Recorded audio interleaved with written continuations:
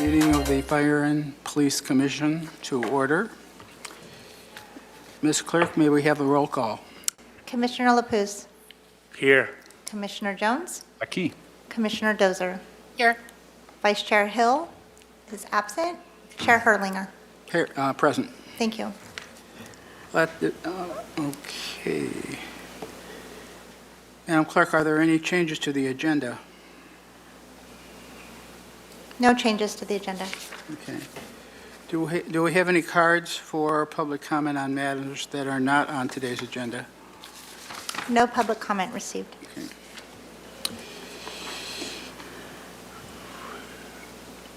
Okay, so I'm looking at the agenda.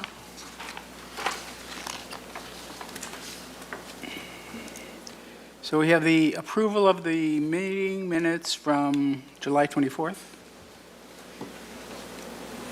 Yes. I move that we approve those minutes. Second that motion. I think I'm looking for the vote. Yes. So approval of meeting minutes from July 24th, 2025, moved by Commissioner Dozer, seconded by Commissioner LaPuz. Go ahead and vote, please.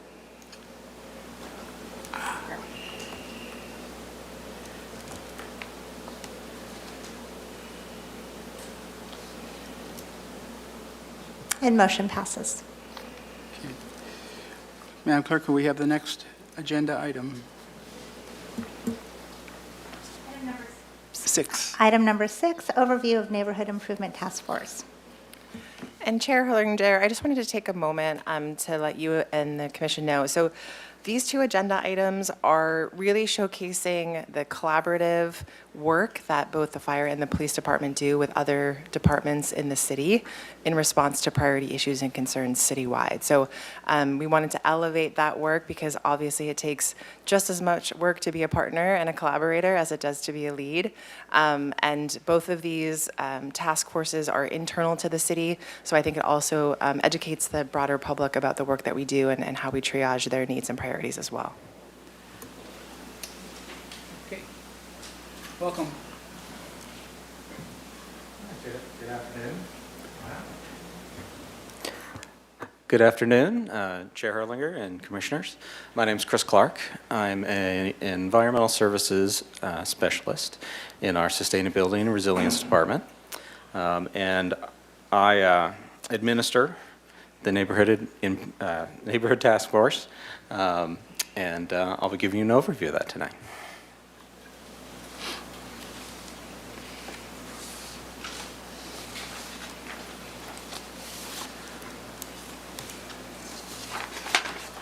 All right, so the Neighborhood Improvement Task Force, this is a multi-department task force that the mission of which is, I'll just read it out for you. The NITF is a City of Santa Barbara multi-departmental working group tasked with finding solutions to neighborhood-level public concerns related to cleanliness, safety, and enhancement opportunities. The NITF prioritizes issues and categorizes solutions into immediately executable short-term solutions through existing city programs by assigning action items to staff, or developing and executing long-term project solutions, identifying funding, typically CDBG funds and matching city general funds. Our main categories of consideration are clean, safe, and enhance. So we're looking at litter, illegal dumping, abandoned waste, public containers, graffiti, crime, lighting, pedestrian safety, park and public space misuse, substandard buildings, neglected and vacant lots, hoarding properties, and infrastructure concerns. And again, these are on a neighborhood by neighborhood level. We evaluate based on the priority. Is this an emergency item that we need to address? How frequent this concern is being elevated? The cost and time to handle? The community's perception of the importance? The number of reports received? What the long-term impacts could be? The input from the community? and what data we have to support it. So our project selection, we meet and review each project. We'll often do a site visit as well. And we will evaluate, score, and prioritize those. We look at what the location is. We want to first make sure, is this a multi-department issue? If an individual department can handle it within their own department, we'll refer it out and check in for updates. If it's multi-departmental, this is an example of some concerns that came up on the West Montecito and Bath Street area. We score it based on our 3 clean, safe, and enhancement opportunities. And then the departments involved, it meets our criteria, and then we prioritize it based on the scoring of those various community input, cost, et cetera. So I just want to emphasize to the commission and the public as well that if it's a lighting issue, that is handled by a specific department. If it is a vegetation management issue, again, handled by a specific department. But if it is a combination of those issues, or if we're seeing public safety issues in general, and ways we can mitigate that around lighting, vegetation management, plantings, other enhancements that we can do in the region, that is really where the NITF shines. Okay. Thank you. So those are examples of the short-term action items, is ones that we can use with existing resources. The long-term action items, we separate those out, look for funding opportunities, and start the planning process. Projects that can be handed off to individual departments, handed off, we look for updates, and then we always come back and circle back to make sure those are ongoing or can be completed and closed. We track those using a matrix of action items and concerns, and those are updated at our monthly meetings. And I know that the writing there is hard to read. It's meant more as a visual aspect in that we really are trying to tackle things short-term and long-term. So as Chris mentioned, the short-term pieces are, hey, it's doable within the resources we have. We can actually make those changes pretty quickly, and for us, that's 6 months or less. Anything over that time period and anything that requires a budget request, again, takes a longer period of time, but we keep these matrices active until all of those tasks are completed. Taking a look at the NITF structure, the division of responsibilities, so we have representatives from our Public Works Department, our Sustainability and Resilience Department, Community Development, Parks and Recreation Department, City Police, Fire, and our City Administrator's Office. We also will bring in City Attorney's Office or other specific partners on specific projects. So this is really the meat and potatoes of it, is where do we get our projects from? We get reporting from staff, we have community member input, and this can be anecdotal, but we also like to back that up with data. And in the last couple of years, the city's introduced our SB Connect app, which I encourage everyone to download and to sign up for, which allows folks to directly submit concerns to the city, and they're automatically routed to the appropriate department.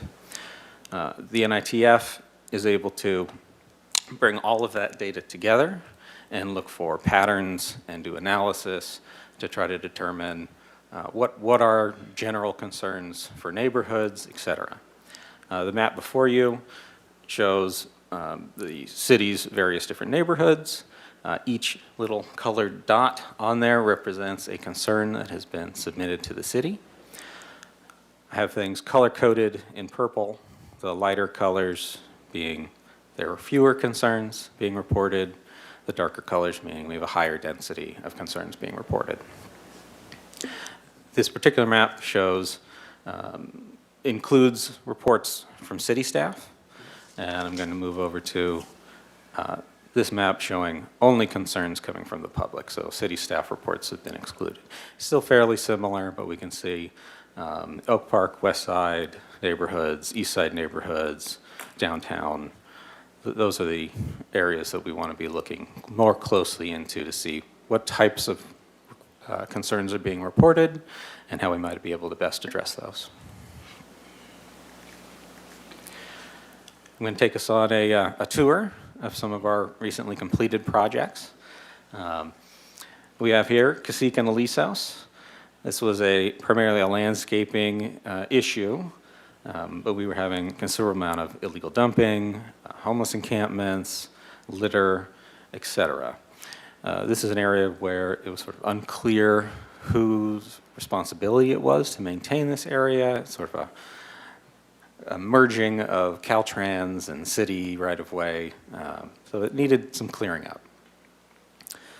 We were able to do some short-term action items in repairing street lighting, installing additional public trash cans, increasing outreach, included from the shelter at Path, increasing our cleanups, power washing the sidewalks, and we were also to find funding for temporary landscaping and then got it onto the permanent landscaping routine that's carried out by the Parks Department.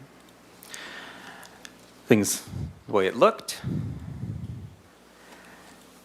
and how it looks after. Big improvement. We got a lot of positive feedback from the community, and we did see a decrease in the misuse of this area. The labor line was another area. This is down on East Yamanali Street. Again, litter, graffiti. The day laborers that would congregate there were being displaced by encampments. The area needed some attention and maintenance. So we did a temporary closure of the location, got it cleaned up, got it power washed, got the graffiti removed, pub containers repaired, and looked a lot better, and laborers were able to return to use that location, which was great. Dart Murphy Field, this is a location along Sycamore Creek, the railroad tracks, and Dwight Murphy Ballpark. We've had a history of issues there related from impacts from homelessness, parks misuse, water pollution issues, vehicular camping. We have a portable toilet there for folks to use, and it generally was just in rough shape. We were able to solve a lot of that issue just by restricting access. So again, this was a short-term solution that we were able to find. Got an access gate in there, prevented people from just pulling in, and that area is now part of the closure for the Dwight Murphy Park redevelopment, but we're keeping an eye on that. Areas along the railroad tracks, this is behind 415 East Gutierrez, kind of up at the top of the Castillo underpass. Heavily littered, illegal dumping, etc. Often a party spot at night. And we had a lot of fencing, access issues.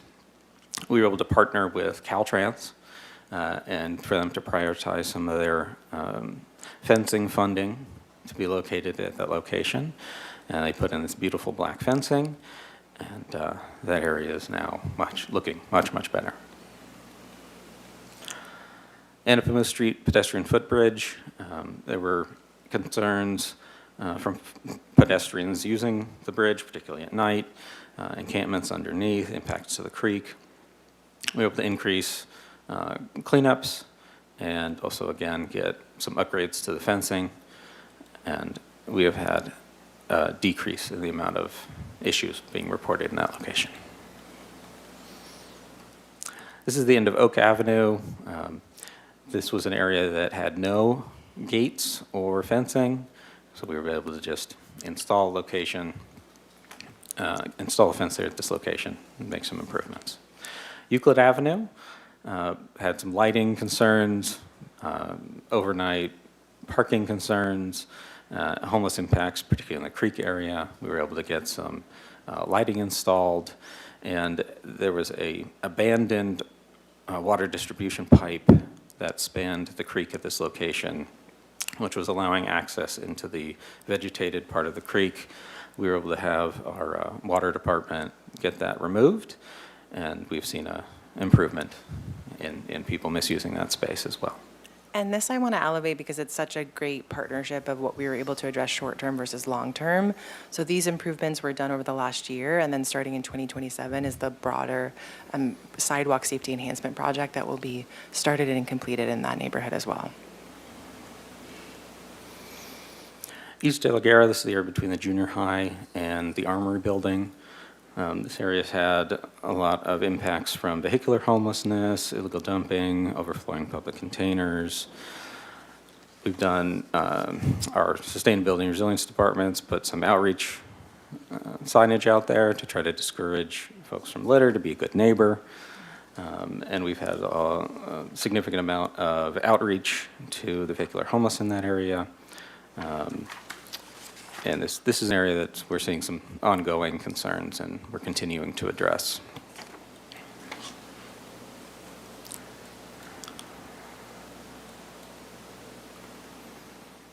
West Montecito Street is an area that we're primarily focused on right now. There's a multitude of concerns being reported here by several of the business owners and residents of the area.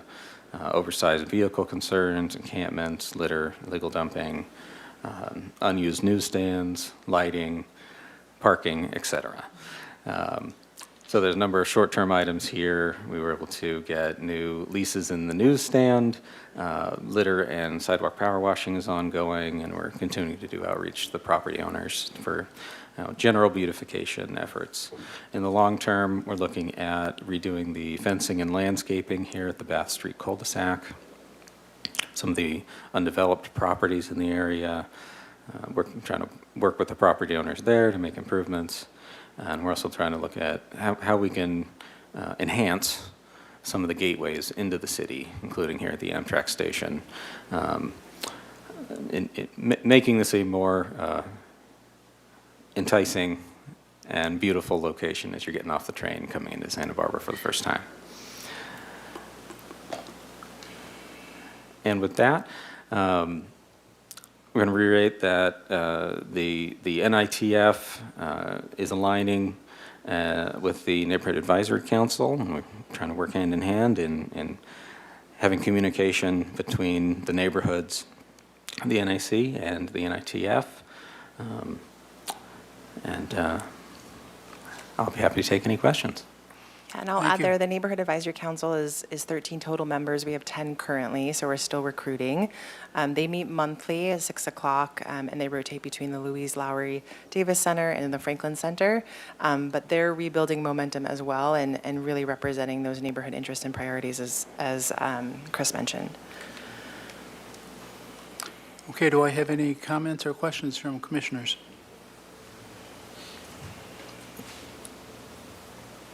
Commissioner Jones? Thank you, Chair.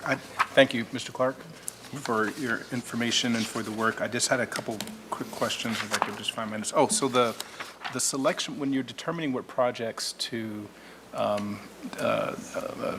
work on and the criteria, you saw the scoring.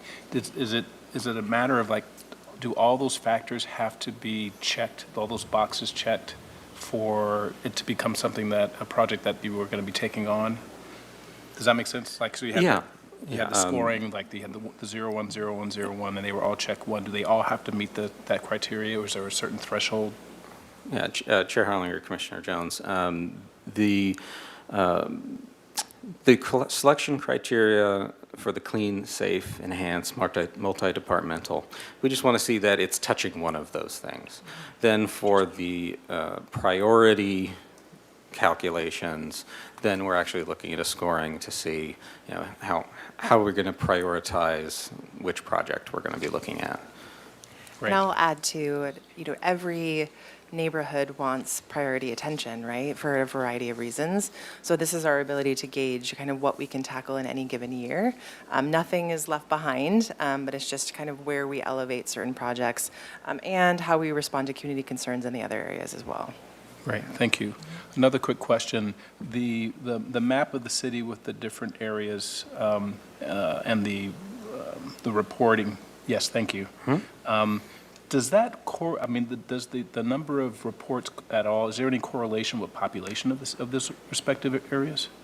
For this map, there is not. This is based on geographical size of the neighborhood and the number of complaints received in that area. Great, thank you. And the last thing is that app you mentioned, could you repeat that? Yes, the SB Connect app. The SB Connect Available app. on Android and Apple devices. And you can download it to your phone, but you also can access it through the web, and the city accepts anonymous complaints as well through that. Great, thank you so much. You're very welcome. Commissioner LaPaz? Just quick comment and quick question. Number one, really appreciate the work that you do in particularly collaborating with different organizations, agencies in the city, and the examples that you've shown us really are impressive, you know, and I'm glad to see them. And going back to this map, it's hard for kind of catching the different colors. And not to put you on the spot, you said the colors represent what again? The dots? Yeah, so the color, the darkening of the colors represents the density of the reports from that neighborhood. So the more reports in a neighborhood, the darker the color. I see, I see. I was going to ask you, with all these dots being incidents reported to be fixed and addressed, on a scale of 1 to 10, how are we doing? 10 being the most accomplished, completed, and all that. And I imagine it's all related to, among other resources and budget. Absolutely. I can't speak for all of my other departments. The only information I have access to is the reports that come directly to the Sustainability and Resilience Department, particularly around cleanups.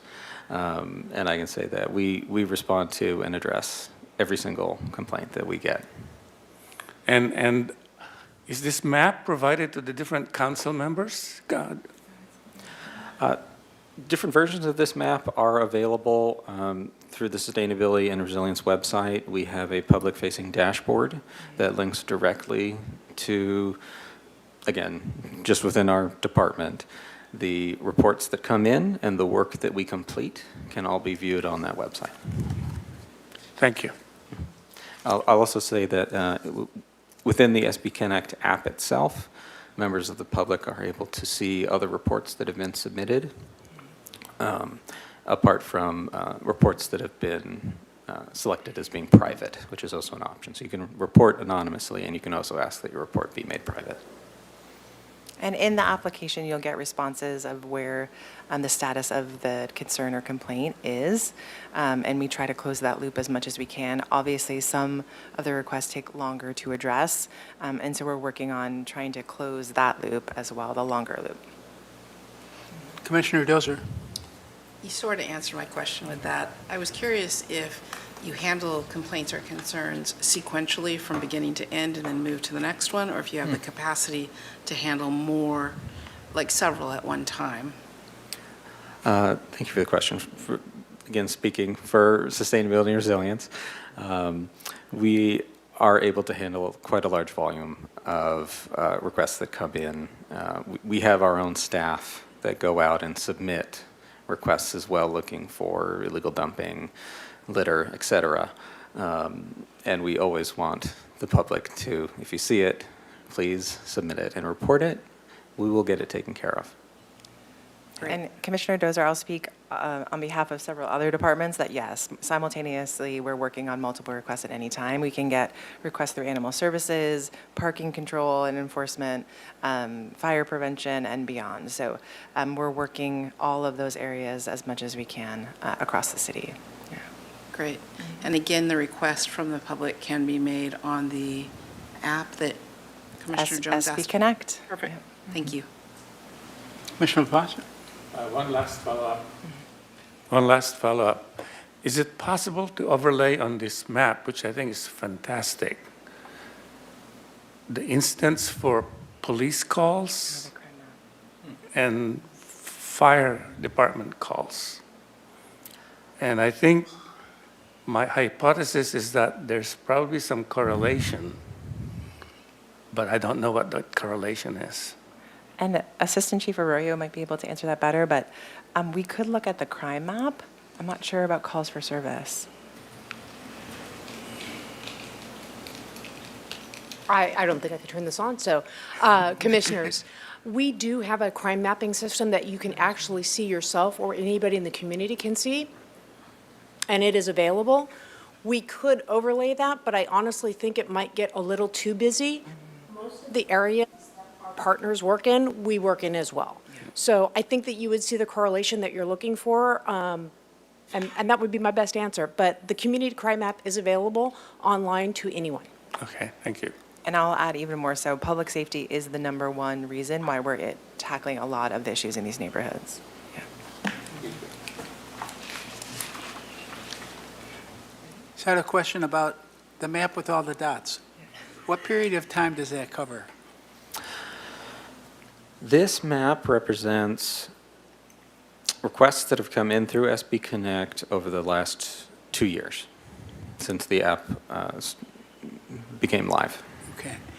And give us an idea of projects that you have on your agenda right now. How many and open? Right now, we mainly focusing on the West Montecito Street and Bath Street area. We just did a site visit of Bonnet Park neighborhood and also the area of the railroad tracks between Chase Palm Park and El Estero wastewater treatment plant. But we are always open and hoping for additional recommendations on projects to take a look at. Okay, thank you. Thank you for a great report. You're welcome. Madam Clerk, are there any online? No public comment on this item, Chair Hurley. Okay. Thank you. Thank Madam you. Clerk, Next item. Item number Number 7. 7.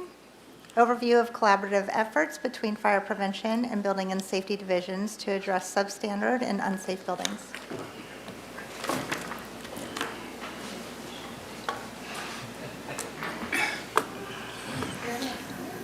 Good afternoon, Fire Commissioners. Chris Males, your Fire Chief. Thanks for giving us a few minutes. With me today is Battalion Chief Fire Marshal Ryan DiGiulio. Thank you for the presentation on the Neighborhood Improvement Task Force. When an issue zones into or zeroes into one specific house, we're going to talk a little bit more about these collaborative efforts that we have to address substandard housing in our community. So I'm here for any questions, but the expert is to my right. Good afternoon, Chair and Commissioners. As Chief Males mentioned, I am Ryan DiGiulio. I'm the Fire Marshal here with the City Fire Department. And I think you're picking up on the tone today of collaboration. And we're not immune to that, and I'll get into a little bit of what our collaborative efforts look like for this specific topic. So today we're going to talk about a role that fire department plays in substandard housing and how we tackle that issue within the city. More importantly, within that program, hoarding cases are something that are very dangerous, not only to the occupant, but to first responders and the neighborhood in general. So I'm going to dive in a little bit on what that looks like, how we try to tackle that issue, and get that house back to a safe living standard.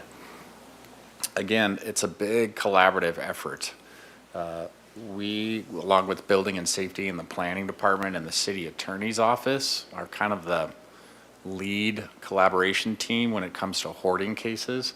But we also do provide or ask for specific resources outside the city. So as I'll get into county public health, adult protective services, some areas that are a little bit out of our expertise but that we need help in, we'll also ask for those outside agencies to help us as well.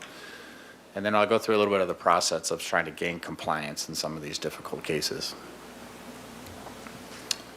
So what is hoarding? You hear all kinds of different definitions out there on the street and probably some opinions, but at the root of the issue, it's a mental health issue for the person or people living within a structure, mostly a single family dwelling, Sometimes it happens in multifamily buildings or apartment complexes, but most of the time it's a single-family dwelling. This is a definition I found that Harvard provided that I thought fit quite well. Hoarding disorder is a mental health condition characterized by an inability to discard certain belongings to the point of unhealthy accumulation. So it's really it can start small and it can grow rapidly. A lot of people think, oh, you know, it's Amazon. You can just buy whatever you want on Amazon and it keeps coming. Well, that might be part of it, but really it's what is collected and has stayed there for years and years and years and years and accumulates to a point that is not just safe, but hazardous and dangerous. How they really characterize hoarding is through a definition of steps called clutter. And they rate this scale from 1 to 5. And there's different criteria for each one of these scales, but it's basically minimal, increased, severe, and extreme clutter, and then you actually hit the hoarding stage. So, you know, not to be too self-deprecating, but my garage is probably a 1 or a 2, to be honest with you. But it takes into totality the entire structure. And when it reaches an unsafe level is when we get involved. And we're usually notified by a family member, neighbors most of the time, because some of this hoarding conditions can start on the inside of the house and actually work its way outside of the house. So we'll get into a little bit more detail on that. So again, the difference between clutter and hoarding. Cluttered conditions kind of result from a physical frailty or dementia or a hoarding type behavior. That's how the clutter starts to happen. It does seem to be a little bit more prevalent in our older generations of not just the regular items you've accumulated over a lifetime, but things that you haven't been able to let go. Remember, it's not just collecting things, it's the inability to let go of certain things. There's a healthy level of that, right, that we experience with items that we want to keep for a long time, but there's also an unhealthy level of everything from trash to old clothes to things that don't work anymore. That's kind of the big difference between clutter and hoarding. It becomes problematic to where the house can no longer be used for an actual house. So in other words, there's no access to water. There's no access to sewer services, to cooking, to heating. A lot of the times the utilities will turn these off because, excuse me, of lack of payment.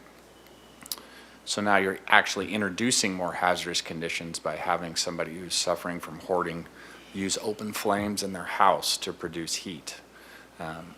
So it goes beyond when the structure can actually be used as a house anymore. We've had trees grow from the inside of a house to the outside. We've had trees grow from the outside of the house into the house. So it can be devastating for sure. And again, it gets to a point where not only does it endanger the person that's living inside of there, but it really hinders and it really alters the way first responders can respond to a call inside of this structure. It flips our tactics upside down when we can't even get inside of a house to see if something's wrong, if the person's having a medical emergency. Worst case scenario, there's a structure fire inside that house. We can't gain access to the inside to either pull that person out or to commence our firefighting tactics inside the house. Unfortunately, and I think Chief Males can back up my statement here, unfortunately, we've in our careers been to a lot of fatality fires, and the majority of them have been in hoarding conditions. And it can be actually exterior as well. It doesn't have to be just inside of a structure. You can have hoarding conditions on the exterior as well. So that's where it poses such a great danger. And also, if you want to take it another level out, you're now endangering the actual structures next to the structure that has hoarding conditions, because the fire load is so increased inside that one structure that it easily spreads to other structures if a fire occurs before we can even get there.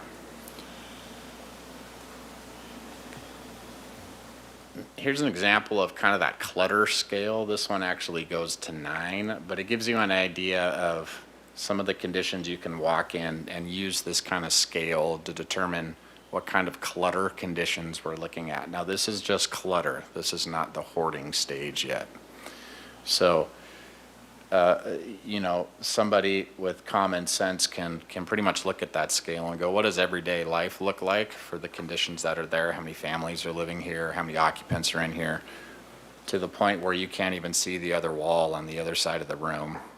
And now we are blocking heaters. We are blocking access to the restroom, to clean water. So it gives you a good idea of how it can slowly accumulate over time. Here's a real world example here in town. I'm not going to tell you the address, but these are the kind of conditions we can find when we deal with hoarding. This is just the exterior of the house. We haven't even made it to the front door yet. And you can see that the accumulation has pretty much extended past the four walls of the structure and has now gone into the yard. The one on the left is the pathway to the front door.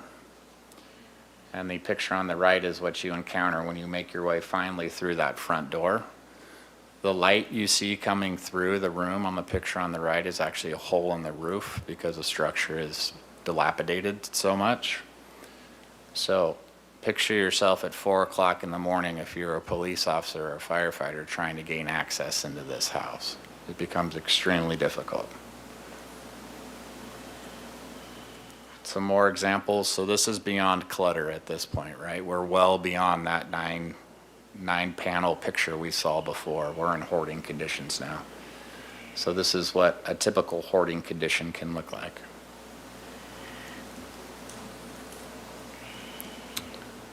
So what does all that mean? Like I mentioned before, it's an extreme increase to the fire load, including the entire neighborhood. There's no water or sewage services for a lot of these residents, and they're actually creating more problems to themselves and the neighborhood by not using utilities. They don't have working smoke detectors in most of them, which would at least be able to alert them and the neighbors if there was an issue in there. These actually cause a lot of pest control issues, as you can imagine. A lot of times we'll get complaints from neighbors, not only about the accumulation of the items, but also the pests that are starting to take residence there. And like I mentioned earlier, it is an extreme access issue for first responders.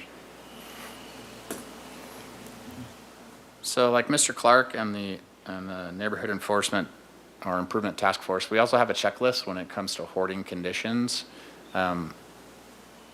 These are certain blocks that we kind of scale or judge these hoarding conditions on. And our goal from the fire department is to try to work from the top of this list down. And it's to slowly try to get the most hazardous conditions mitigated first before we start working with the building department and other divisions for actually getting the structure itself back up to a livable standard for the folks in these types of residences. As you can imagine, trying to gain compliance with these hoarder cases can take months or even years to fully resolve. The first thing we need to do is to treat the actual person and not the conditions. You can get tunnel vision looking at how much stuff and accumulation and hazards that are there, but the real root of the problem is the person suffering the mental condition. So that's where we actually reach out to our partners of outside agencies, county, public health, adult protective services. We want to be able to treat that person. Life safety is always our first goal, so we want to treat the human first, and then we can come back and try to fix the actual living conditions in the structure itself.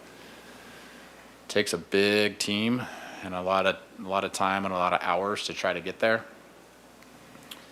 We have had a lot of success trying to try to reintroduce family members and show them the conditions that is happening of their loved one and try to get them to help us help their loved one.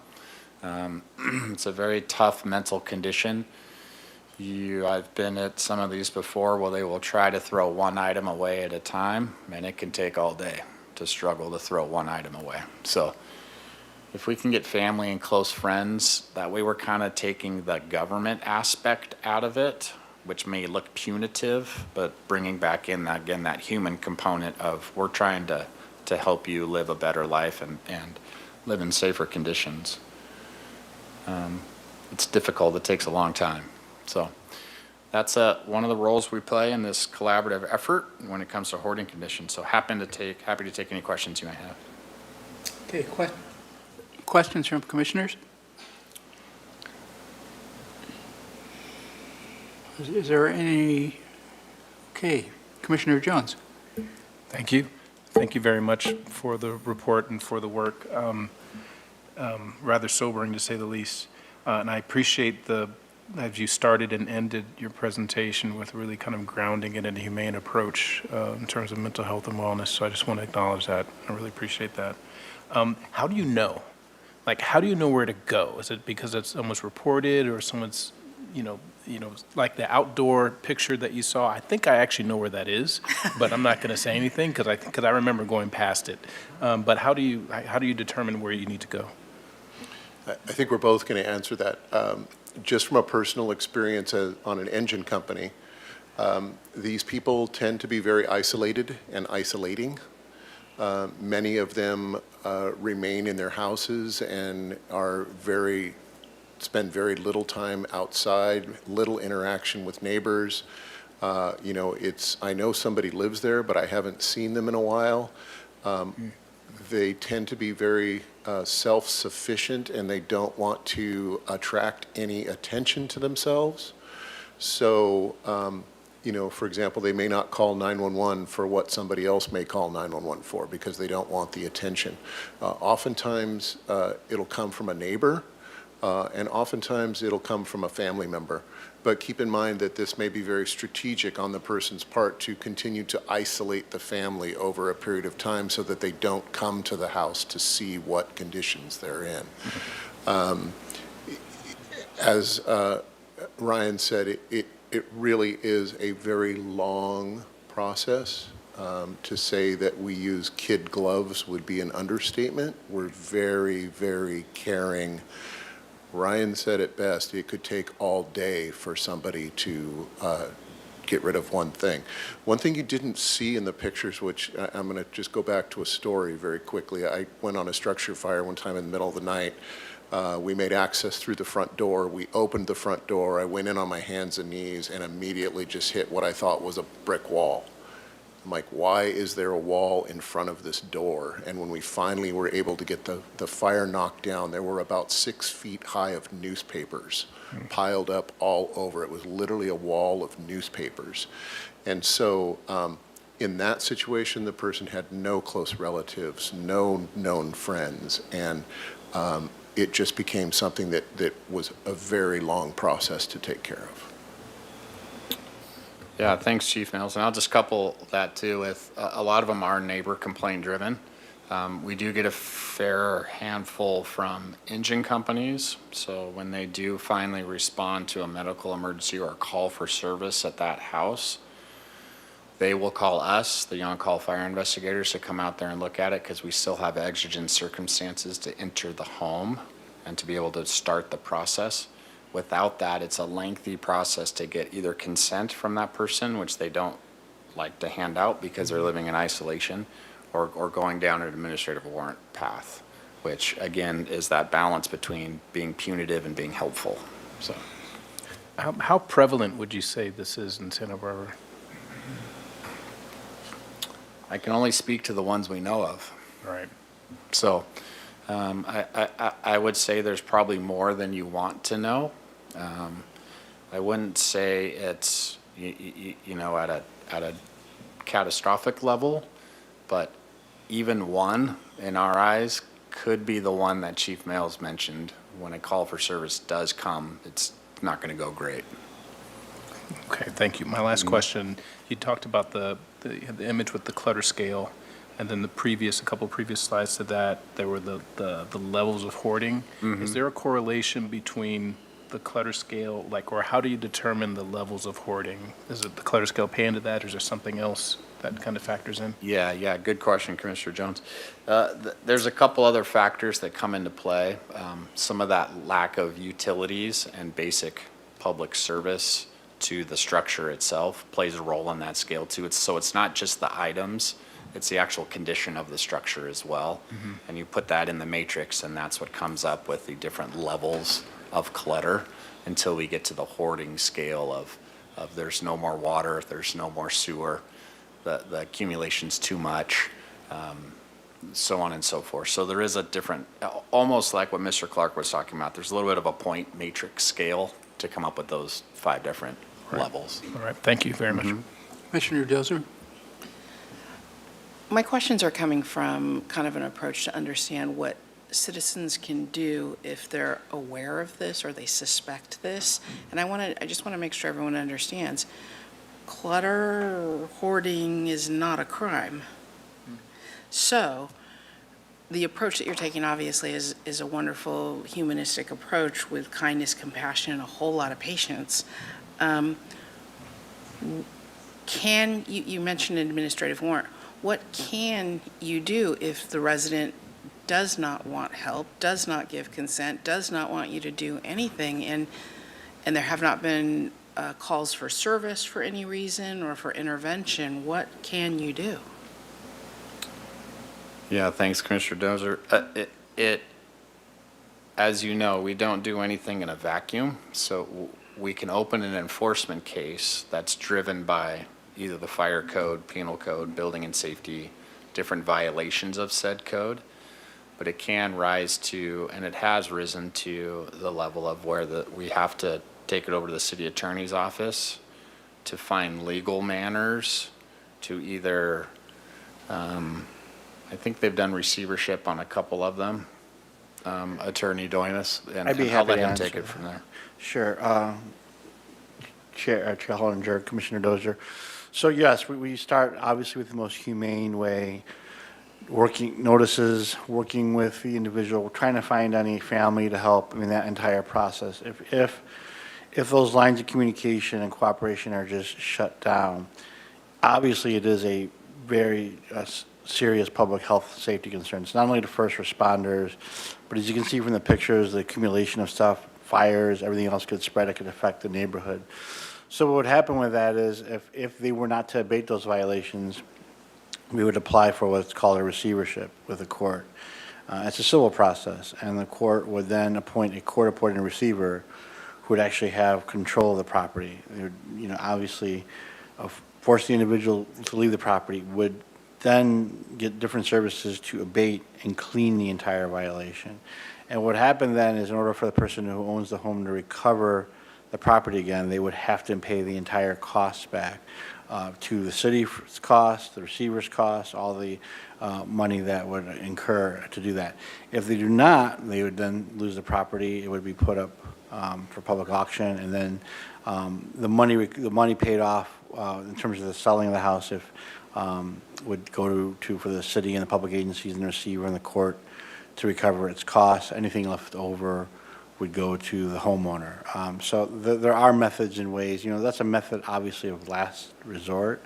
It's something that we do not try to do. We try to work with the person over and over and over again. But again, if you can't allow this to continue, and because it exasperates the situation, all it is accumulation of more items. So there are remedies available out there legally to handle it, and there are violations. It is against different adopted building codes, fire codes. Again, we're not looking to bring people off to criminal court, but those violations can be prosecuted both either civilly or criminally in terms of criminal court. The way strategically it would go for this would be much more to go to the civil arena and go through that receivership process. In your experience, are these individuals, do you find more success with working with family, or are you seeing it more and more difficult? Yeah, Commissioner Dozer, that's our first step, is trying to find family or friends. That seems to be the most successful route. Having a trusted a friend or family member explain maybe in different words than what the government's saying to them can help them actually let go of some of those items and be a little bit more willing to work with the process. And by say process, I do mean it can be months or years. We've done things in the past where the city will actually provide the dumpster. So we're working in tandem with the actual homeowner to try to help the process along a little bit. We try to do that, and we find a pretty good success rate when we go down that avenue. As Mr. Doyman said, it can be a lot more time-consuming and a lot more difficult to go down the civil or criminal route. That is available to us, but we really try to make the connection first and then treat the individual as we go as well. Thank you. Commissioner La Paz? Just quick question. Again, it's probably hard to know from the outside what is happening inside, but when I see old cars, derelict cars outside homes, and homes that, the grass isn't mowed or there's no landscaping work, is that an indicator or a way to kind of suspect or check on the inside? Because there's quite a few, granted there are a few neighborhoods or houses that have a lot of derelict cars, and cars are not operable, and then they're rusty and all that. Thank you. Yeah, good question, Commissioner. I think it's a combination of a couple things. Could that be a sign of somebody that's having hoarding conditions? It could be. Could it be a sign of an elderly person that's on a fixed income and may maintain a great house, but they can't get to everything all the time? It could be that as well. So it's really an accumulation of checking out the conditions we see on site, plus other reports that we have gained from, let's be honest, Santa Barbara's neighbors are on top of each other's neighbors all the time, right? We get a lot of information from other neighbors. So if we're receiving complaints of, hey, there's a ton of rats and rodents in my house and I think it's from the house next door, or I'm seeing a lot of stuff in the backyard from my fence line, taking all those things into consideration, yeah, we might run it through that scale and see where they end up. But it is a fine line between somebody's day-to-day living conditions and something that reaches a dangerous level like this. So, to be clear, you get a complaint from a neighbor, then what happens? Yeah, technically, we start an enforcement case, and that's a case that all city departments can access and put their expertise in. So that's when fire, building department, planning department, city attorney's office, that's when we all get together. So we have these meetings monthly now. Yeah, monthly now, where we go over these cases as a team to look and see where we're at on these different cases. And if a new one pops up, it pops up on that meeting. We all collaboratively meet on site and begin the enforcement case process if it does deem an enforcement case issue and not somebody that just might need a little extra help with their front yard or the old cars. So a group actually goes down to goes to the home or whatever after they've met and they identify it.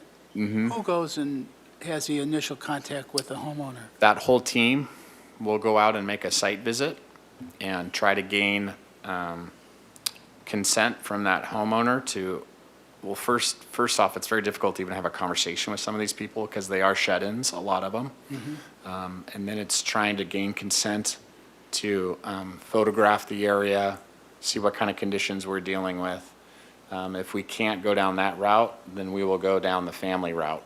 And that's where the city attorney's office comes in to help us find some family there to try to start that process. So it's technically an enforcement case until we find evidence or have different site conditions that deem it different. Okay. Commissioner Dozer? No. So I have one final question. Do you park your car in your garage? So I've got one in there right now. I'm working on two.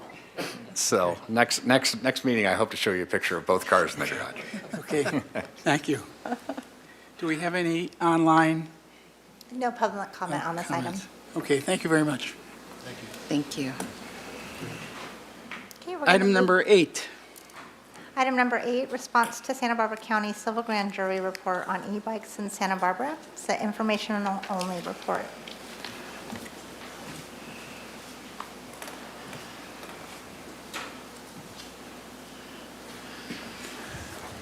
Good afternoon, Commissioners.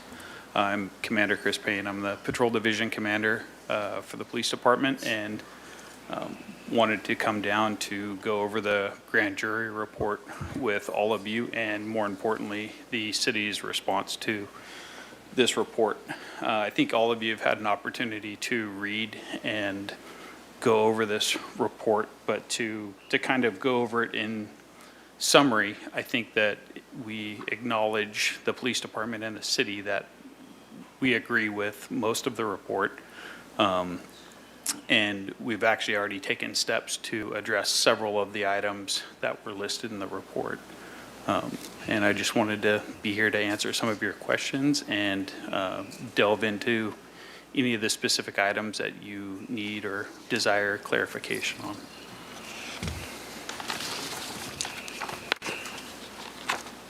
Do we have questions, Linda?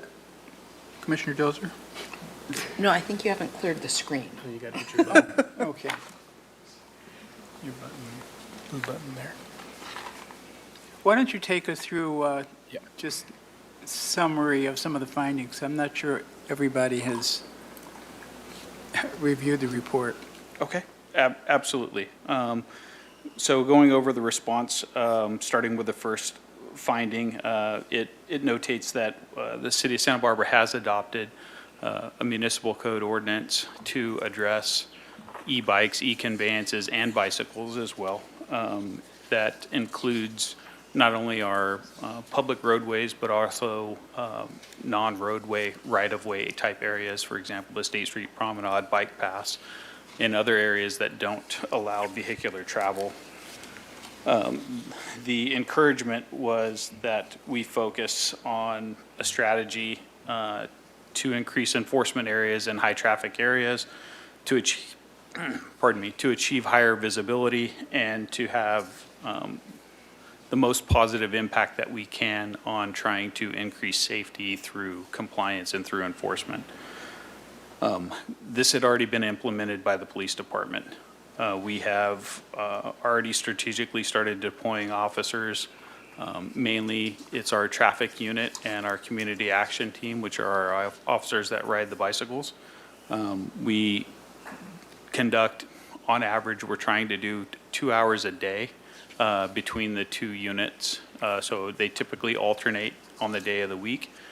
We alternate times to make our enforcement a little bit more fruitful and to give us the ability to be less predictable and have positive contacts with the public. For recommendation 1B, they requested that the police department give updates to city council in a monthly report to notate the number of e-bike accidents as well as some of our enforcement activities. Based upon looking at how we conduct enforcement and how we conduct basically law enforcement in the city of Santa Barbara, monthly is a little bit too constrictive for us. It doesn't really give us an opportunity to observe a pattern and possibly respond to a pattern properly. So our recommendation was to instead give a quarterly report to this commission. That would allow us to have a public venue to present these statistics and our strategies, as well as it would be in a public setting and available to the entire public. So rather than trying to encumber a monthly meeting, we think that a quarterly report to this commission would be better suited and also provide clarity and transparency to our public. So just to be clear now, you said the report, they wanted the report go to the city council. that was their recommendation. Okay, and you're saying that you want to report to the commission? Correct. Okay, Correct. And then our intention is to start that no later than December 1st of this year. okay. So that was our response. For recommendation 1C, the grand jury recommended that city council make available these monthly reports, as well as the severity of e-bike accidents in the city, as well as the number of citations issued. As I stated earlier, providing these statistics in this particular forum at Fire and Police Commission, that would provide that information, and we would do it again on a quarterly basis as opposed to a monthly basis. So this information would be available through this commission and through the city website to the public at large and all of our citizens. Okay. Moving on to finding number 2, it states that the city council has tasked the police department and its officers with additional responsibilities related to enforcement and the new e-bike ordinance, but has not provided additional funding to support those purposes. Again, we agree with that statement. As laws constantly change, the police department is tasked with reevaluating our priorities and reassigning the tools and the resources that we have available to meet that task and meet those requirements. We do think that even though it's an added responsibility, and it does have some effect on staffing and flexibility, especially during peak school and commute hours on State Street, additional funding would support additional deployment of those resources if it's available. We would basically think that to really establish if that's the best means of that, we need more time to evaluate that. So we think that there's going to be further analysis required in order to see if that's the best use of the resources for the city. So we need to partner with the city administration and the finance department to conduct an internal resource and workload assessment to determine what funding and what staffing needs we'll need to expand e-bike enforcement. And our goal is to have that completed by April 1st of 2026. When we conduct these assessments, especially when we have any type of new ordinance or a new law, you will typically see a higher enforcement rate in the beginning as people become familiar with it. And once people kind of understand the rules, the vast majority of the folks will start to comply, and you will gradually start to see it taper off. So again, making a short-term assessment may not be in our best assessment. We need a little bit more time to see how the enforcement goes over a period of time, and that will give us a better idea of what our long-term resource needs are going to be for this. Okay. Moving on to finding number 3. The city of Santa Barbara has initiated only a limited public information campaign about the new e-bike ordinance now in effect, thus limiting awareness of the ordinance. Again, we agree with that assessment. We are currently working with not only our own messaging platforms, but also with the city as well. We're working on several different messaging campaigns that will be put out, as well as a great increase in education to our youth. We applied for and received a Office of Traffic Safety grant, and we are partnering with MOVE of Santa Barbara County to conduct education at our local elementary, junior high, and high schools this upcoming year. So the grant will take effect in October, and we already have 2 classes outside of that grant planned for September 3rd at Peabody and another at September 24th at Lacumba Junior High. One of the other things that we are looking at to increase awareness and communication, especially with our youth, is we've looked into Huntington Beach, and we'll actually be sending a couple officers down there. They conduct a bike rodeo, which is a skills test for a youth. So it provides some insight to the rules and regulations of the road and how to properly ride in the roadway and in other conditions, but also kind of a skills test to teach them, stopping distances and different effects of speed on the bicycle. So we're looking into that as another option in the future to try and provide additional education for our youth. We also are looking at creating a direct link on the PD website to the municipal code for this particular municipal code for the 10.52 section, which covers the bicycles, e-bicycles, and e-conveyances.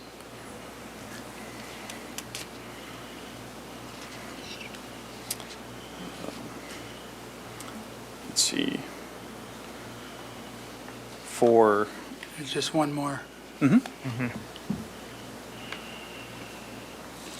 Sorry, sir. Yeah, Did you have a question? No. Okay. I think you covered four, the response to four. Yeah, we're on, they do have some subsections, so I think I'm actually on 3 for you right now. Oh, no, I'm sorry. You're right. So there was 3B.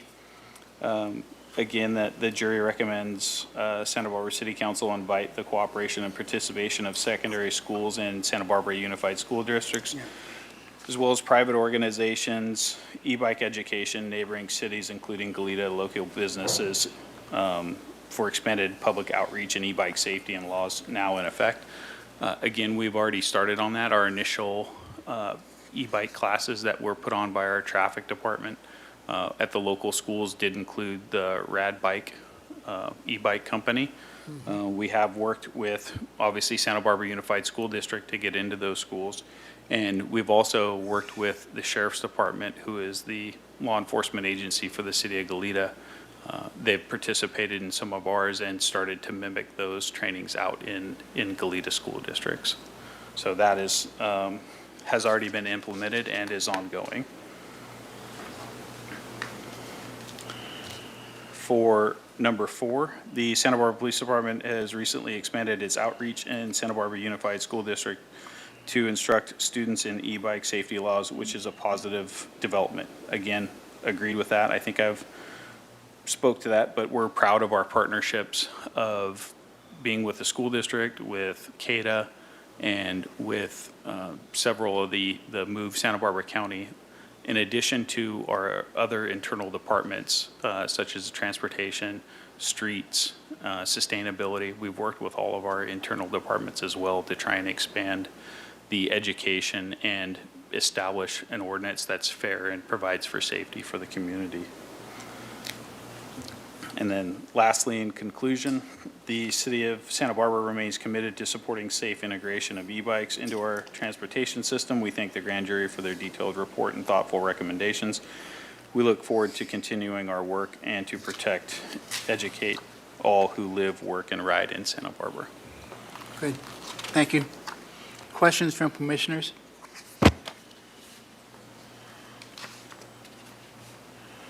So I had a question about, I don't know how, if it's solvable, but we have the bikes that people rent, the tourists come and they ride the bikes around town. And is there any way of conveying to tourists what the rules are, or what the, it's a little difficult problem, I guess, to deal with. I mean, I see these electric bikes on the sidewalks from people that are not from Santa Barbara. So. Yes. I'm not asking you for a solution, I'm just asking you for a comment, that's all. No, it's certainly, it's a great question, because it's a service that's being provided in the city by having these rental bikes available. And for the most part, yes, it would be difficult for them to be required to read the municipal code before they start riding those bikes. We do have a lot of local residents that do use those bikes, but just like when we have visitors or tourists from foreign countries that drive on our roadways and are unfamiliar with one-way streets and stuff like that, we just try and take the opportunity to address those issues when we see them and provide that education, and the vast majority of the time that resolves that issue. Most people are trying to do the right thing. Anything online? No Any public comments? comment on this item, Chairman. surprised. Okay, thank you very much. Thank you. Thank you. Thank you. Tough job. Okay, number 9, commission and staff communications. Any comments or items that have come up? Anybody want to give a report on their ride-along? Anyone have one? Need to schedule another one. Does anyone have a ride-along planned? You're supposed to be doing 2 police ride-alongs and 1 fire each year. And Barbara's been monitoring that. Yes, yeah. Mhm. Okay. Okay, if there is no other business, we will adjourn the meeting at 5:10. Police leave, and I'm sorry, I didn't know what the procedure was.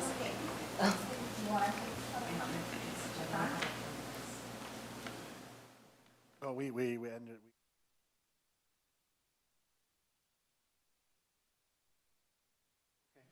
I will reopen public comment. Thank you. I'll take it for you. Is there- Okay. I'm concerned about the number of people walking around out of their yard, out of their car at night who are dark, who have only dark clothes on with no light. Is there any way we can make an ordinance that people have to have a light if they're walking around? I mean, they're crossing the streets, they're, you know. Ma'am, we can't interact during public comment, but staff can engage with you to be able to answer that question. Is there anything else you wanted to add to that? We can't have back and forth with during public comment. We can receive your public comment and staff can follow up. Okay. Is that okay? Did you want anything to add to that comment? I had one other thing. Okay.